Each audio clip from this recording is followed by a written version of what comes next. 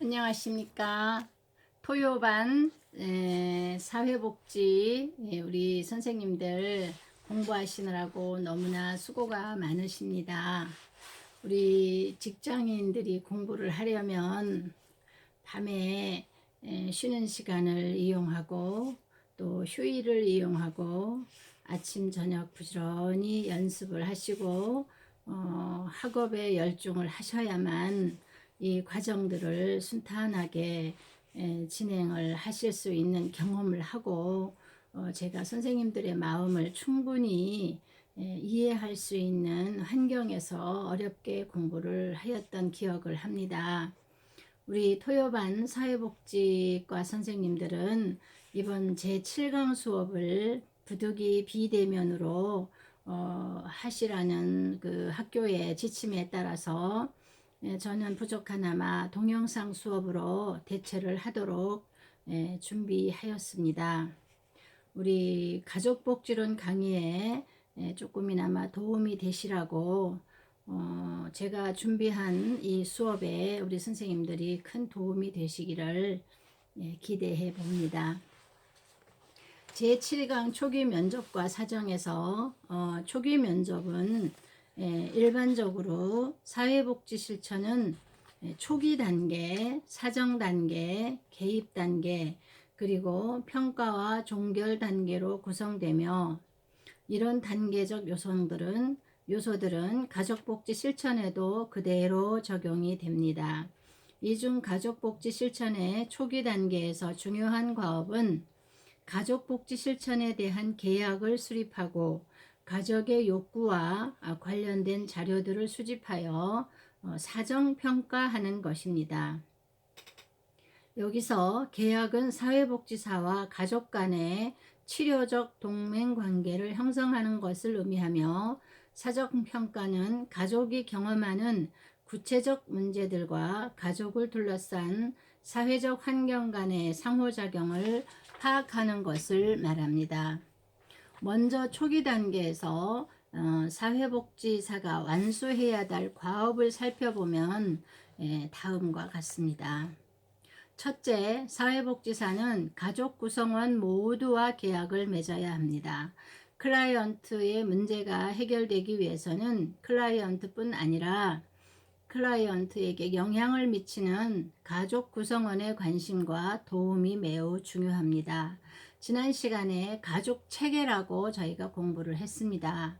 가족 체계는 부모와 자녀 1, 자녀 2, 자녀 3 그리고 다른 가족들이 있을 경우도 있지만 여기에서는 사회복지사는 클라이언트의 문제가 해결될 때까지 가족이라는 한 배를 탄 가족 구성원 한 사람 한 사람과 변화 과정 동안 클라이언트를 지지하고 적극적으로 참여할 것을 약속해야 합니다.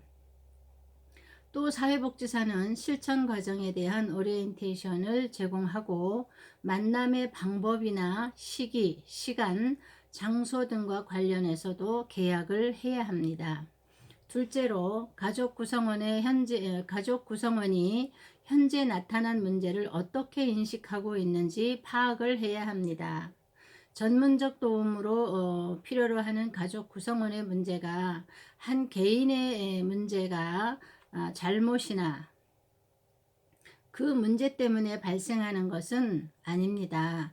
오히려 그것은 가족 구성원 간의 역기능적이고 부정적인 상호작용으로부터 초래된 결과이며 그러나 만약 개인의 성격이나 부족함 때문에 문제가 발생하였다고 인식한다면 구성원 간의 상호 호혜적 상호작용이나 역동성을 유도하기가 어려워질 수가 있다.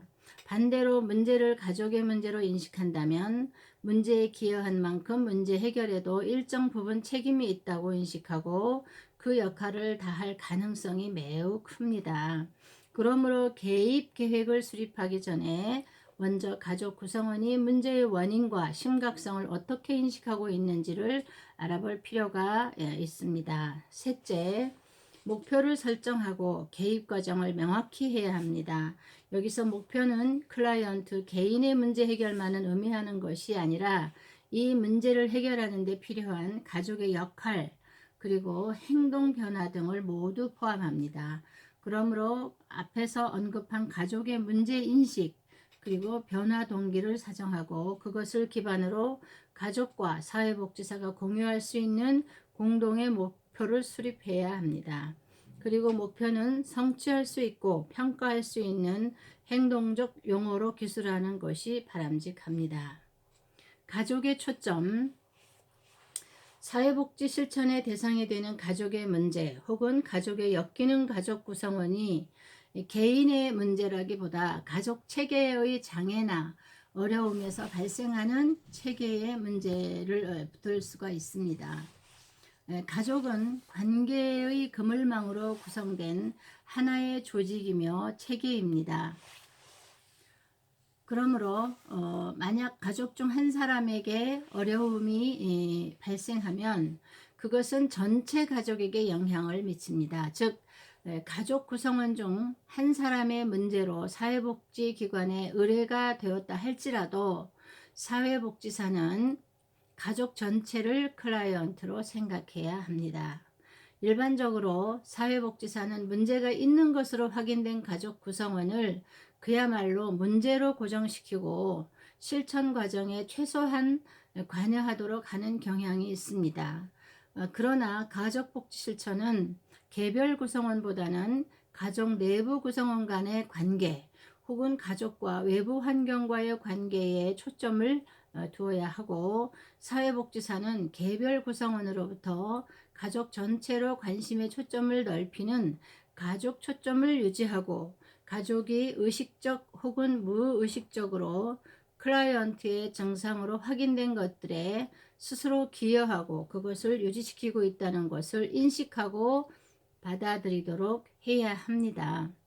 여기서 가족 초점이란 가족복지 실천 과정에 모든 가족 구성원이 항상 참여해야 한다는 것을 의미하는 것은 아닙니다.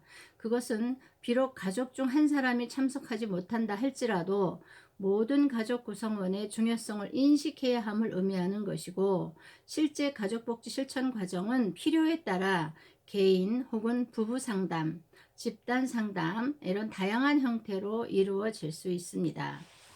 두 번째, 관계 형성에서 가족 구성원끼리 혹은 가족과 사회복지사가 가족에 대한 경험을 공유함으로써 가족의 응집력을 높이는 과정은 성공적 문제 해결을 위해 매우 중요하며, 이를 위해서는 신뢰관계가 형성되어야 합니다. 사회복지사는 관계를 형성하기 위해 먼저 가족이 있는 곳에 합류해야 하고, 이 합류란 가족을 수용하고 가족에게 적응하며 가족의 신뢰를 얻는 것을 의미합니다.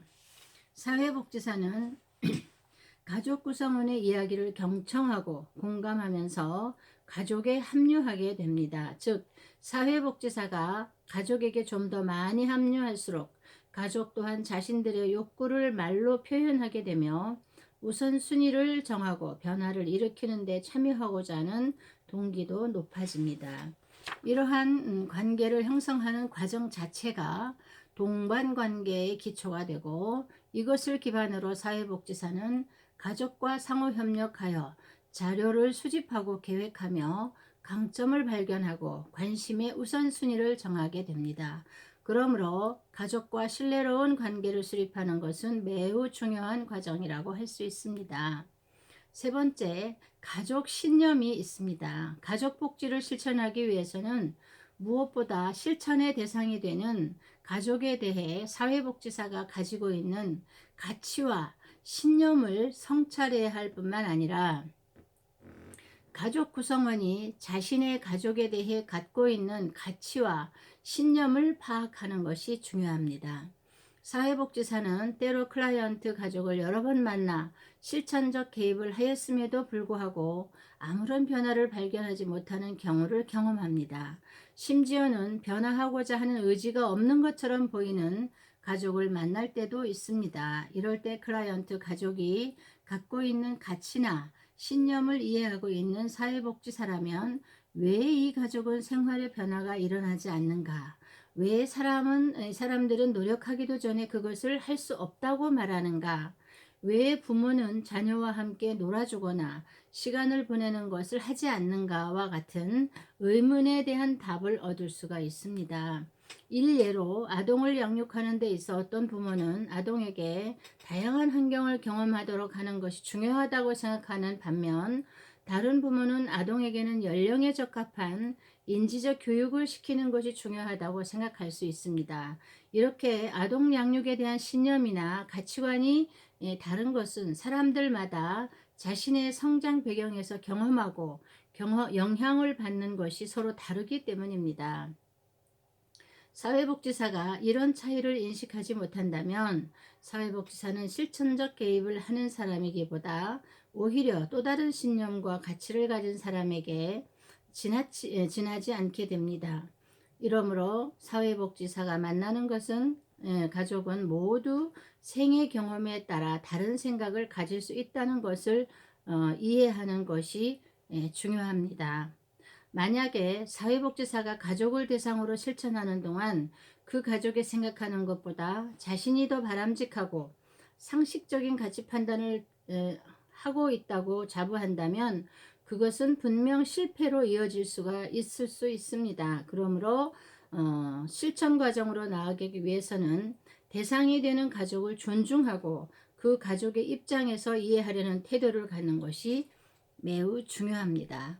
가족의 신념이라고 하는 것은 부모의 가치관이나 부모의 현장에서의 어떤 결정, 부모님이 받은 그 교육적인 자신의 그 생활에 대한 그 어릴 적에 성장했던 그 배경, 또 가족이 함께 살아온 여러 가지의 그 문화, 여러 가지 경제적인 환경을 고려해서 자녀 교육을 시키는 어떤 그런 가치관이 다를 수 있다는 말씀을 이 가족 신념을 통해 배울 수가 있습니다.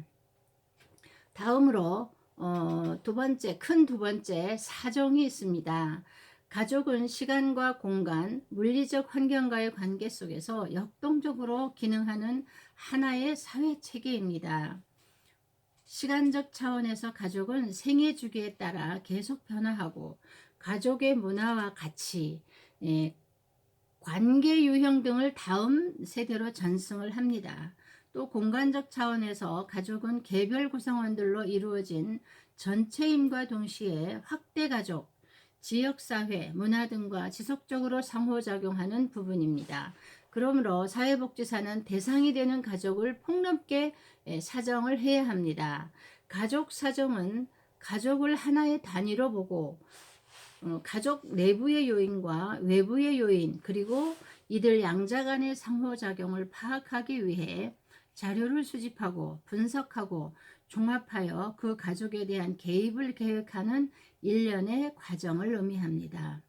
가족에게 나타난 문제와 관련된 구체적이고 객관적인 사실뿐만 아니라 그 문제에 대한 가족 구성원의 주관적 생각과 감정, 그 문제에 기여한 환경적 요인들, 사회복지사 자신의 생각을 성찰하는 과정들이 모두 사정에 포함됩니다. 또 가족 구성원 간의 관계, 가족과 더 큰 사회 체계와의 관계 등과 같은 관계의 차원도 사정에 부과됩니다. 이러한 사정 평가를 하는 목적은 다음과 같습니다. 첫째, 그 가족이 가족 단위로 작업하기에 적합한 가족인지를 결정하고, 만약 그렇다면 어떤 유형의 개입이 가장 적절하며 구체적으로 어떤 변화가 필요한지를 결정합니다. 둘째, 현실적 목표에 기초한 장단기 목표를 세웁니다. 셋째, 가족이 변화를 위해 움직이도록 하기 위해 활용할 수 있는 환경과 지역사회 자원, 가족의 강점과 자원을 확인합니다. 넷째, 개입 결과를 평가하기 위해 기초로서 가족 기능의 기초선을 이해합니다. 사정은 독립적이고 뚜렷하게 구분되는 절차가 아니라 가족의 기능을 지속적으로 재평가하고 체계적으로 이해하는 과정이다. 사정은 첫 면접에서부터 시작되어 가족을 만나는 전 과정 동안에 이루어집니다. 사정 방법과 내용을 소개하면 다음과 같습니다.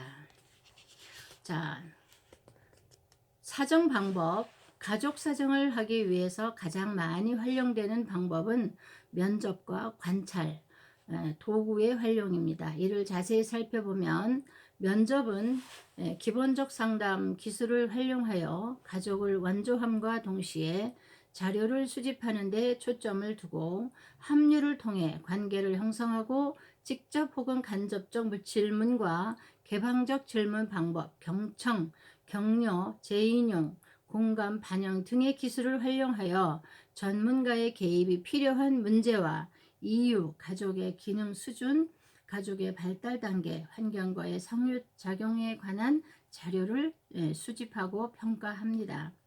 이 과정이 좀 더 효과적이기 위해서 사회복지사는 가계도, 생태도, 가족 조각과 같은 여러 가지 사정 도구를 함께 활용하기도 합니다. 여기서 중요한 것은 면접을 하는 동안 전반적으로 편안하고 따뜻한 분위기를 만들도록 노력해야 하는 것입니다. 다음에 관찰입니다. 관찰은 특히 비언어적 형태의 자료를 수집할 때 유용한 방법입니다.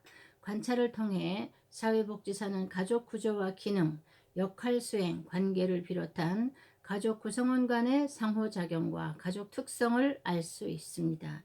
관찰은 수집하고자 하는 정보의 종류에 따라 자연스러운 관찰과 일련의 순서가 있는 구조화된 관찰로 구분할 수 있으며 즉흥적 관찰과 형식적 관찰, 참여 관찰과 비참여 관찰로 구분할 수 있으며 면접 상황에서는 대부분 가족 구성원이나 구성원 간의 역동성을 자연스럽게 관찰하고 특별한 정보가 필요할 때는 구조화된 관찰을 활용하기도 합니다.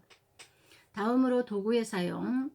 가족 치료자들과 사회복지사를 비롯한 원조 전문가들에 의해 여러 가지 중요한 가족 사정 도구를 개발하고 이 도구들은 가족 내부에서 관찰할 수 있는 구성원 간의 상호작용뿐 아니라 가족 외부의 더 큰 사회 체계와 상호작용을 사정 평가하는 데 유용하고 이러한 도구들의 가계도와 생태도, 체크리스트 등이 포함이 되는데 이것은 가족 구성원의 적극적 연합을 도모하고 객관적 자료뿐 아니라 그것에 대한 개인의 생각이나 느낌 등과 같은 주관적 자료를 수집하는 데 도움이 됩니다.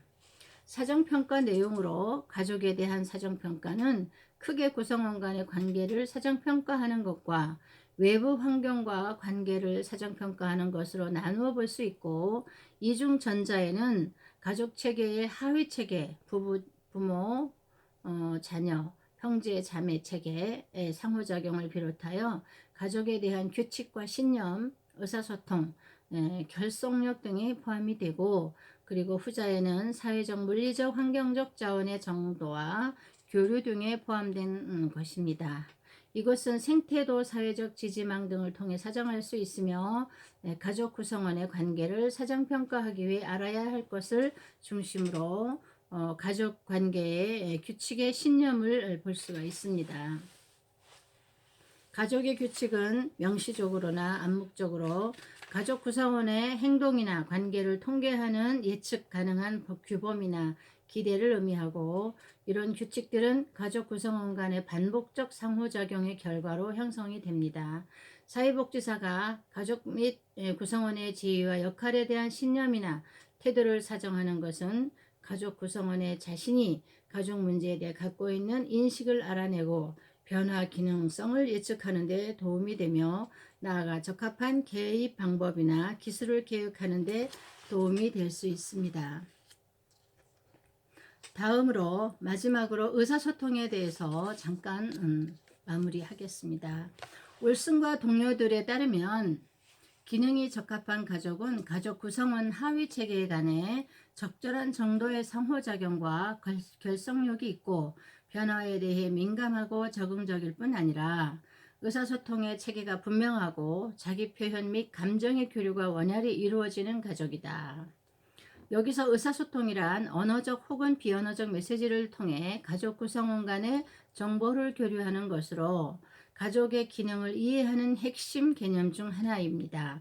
가족 체계에서 의사소통은 가족 구성원의 욕구나 감정을 서로 나누고 가족의 역할과 규칙을 정하기 위해 사용되며, 의사소통의 패턴이나 구조 혹은 방식들은 개별 구성원뿐 아니라 전체 구성원의 가족생활과 사회생활 전반에 직접 혹은 간접으로 영향이 미치므로 의사소통은 매우 중요합니다. 일반적으로 의사소통은 그 유형과 성격에 따라 언어적, 비언어적 의사소통과 긍정적, 부정적 의사소통으로 구분할 수가 있습니다.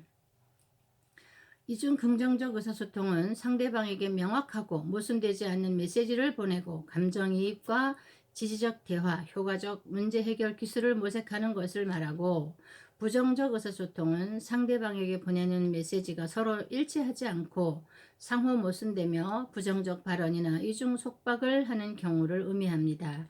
이와 같은 다양한 의사소통을 통해 가족의 결속력과 적응력이 강화되거나 혹은 약화될 수가 있습니다. 이상으로 간단하게나마 제7강을 사회복지 실천 과정의 부분을 강의를 잠깐 했습니다.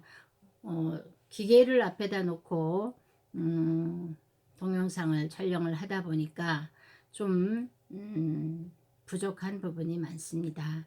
우리가 8강 시간에 우리가 중간고사 때 만나 뵙고 발표하시는 분은 발표도 하시고, 또 서로 선생님들과 의사소통을 하면서 이 강좌를 진행을 하고 싶은데, 준비된 시간이 어떻게 되실지 그때 상황을 보고 제가 현장에서 결정을 하도록 하겠습니다.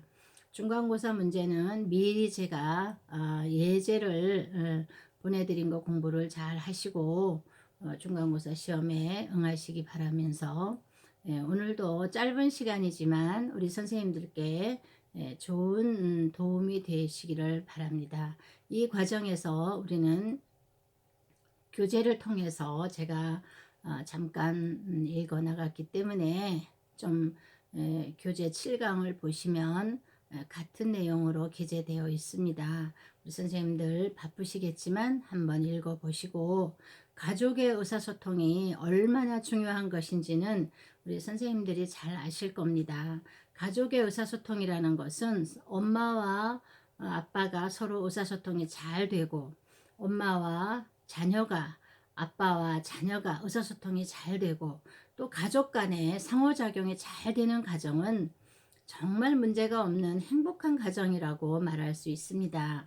그런데 부부 간의 대화가 없고, 부모 자식 간의 대화가 없고, 가족 간의 의사소통이 되지 않는다면 그 가정은 뭔가 문제가 있고, 무엇인가 불만이 있고, 무엇인가 우리가 해결하지 못하는 문제를 안고 있다고 생각을 할 수가 있습니다.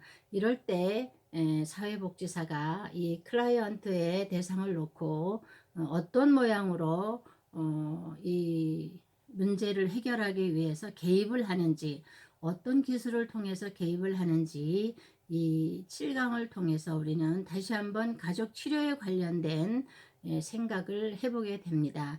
우리 선생님들께서는 여기에 나와 있는 이 교재를 중심으로 우리가 연구해야 할 과정이 무엇인지 한 번 더 생각해 보실 수 있기를 바라면서, 이번 이 7강에서는 제가 문제를 예제를 하나 드린다면 가족의 의사소통에 대해서 어떤 내용이 있는지 한번 살펴봐 주시기 바랍니다.